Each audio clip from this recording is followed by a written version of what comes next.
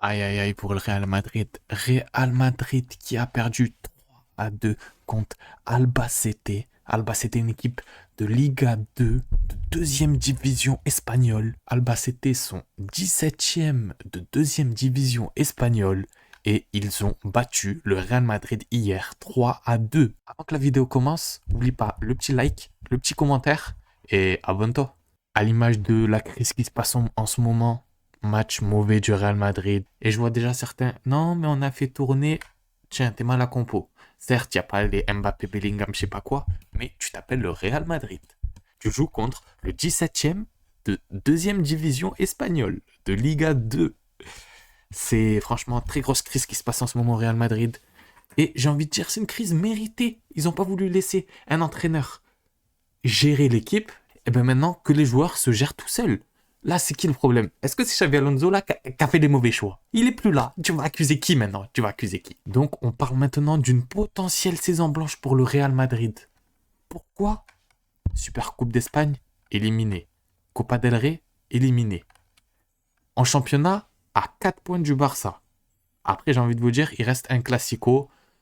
Même, dites-vous que même si tu gagnes le Classico, tu passes pas devant le Barça. S'il y a aucune faute du Barça jusqu'à la fin de la saison et ils perdent que le Classico, tu passes pas.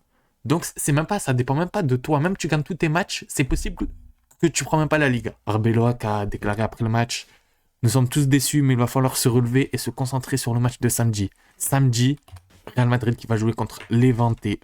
Là, faut vraiment arrêter le couteau qui tombe ou arrêter de remuer le couteau dans la plaie, je sais pas quoi, n'importe quelle expression que vous pouvez utiliser. Mais en tout cas, ça va être un match, j'ai envie de vous dire, à enjeu, alors que c'est un match, tu joues contre le je sais pas combien de la Liga, et tu vas le jouer comme si tu joues la finale de je sais pas quoi, parce que tu es dans une situation, dans une crise où tu t'es mis tout seul. Parce que t'as pas voulu laisser l'entraîneur gérer, t'as pas voulu qu'ils mettent des règles parce que ah, mais les joueurs, faut faire ça, non, on accompagne les joueurs. Eh ben, maintenant, accompagne-les tout seul, tes joueurs. Et voilà. Après, moi, j'ai envie de vous dire, en tant que supporter du Barça, ça me dégoûte pas. Et qu'ils fassent ce qu'ils veulent avec leurs joueurs.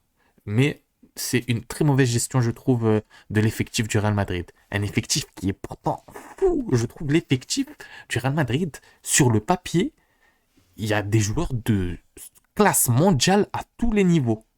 Après, défense, je suis en train de réfléchir.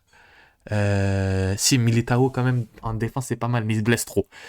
Mais regarde, gardien, t'as peut-être le meilleur gardien du monde, Courtois. Défense, Militao je le trouve excellent, mais bon il se blesse beaucoup. En milieu, t'as Bellingham. En attaque, bon ça on va parler, c'est là où il y a 10 000 mecs. En tout cas c'est choquant de voir le Real Madrid dans cette situation. Comme je l'ai répété plusieurs fois, pour moi c'est une situation dans laquelle ils se sont mis tout seuls. Donc maintenant, que les mecs qui ont pris les décisions de virer les coachs ou de se débarrasser du coach, que maintenant ils prennent des responsabilités et qu'ils assument maintenant la situation du club. Les gars, n'oubliez pas sur cette vidéo des likes, des abonnements, et si vous avez des choses à dire, des avis à donner dans les commentaires, écrivez, je lirai tout. Allez, ciao les gars.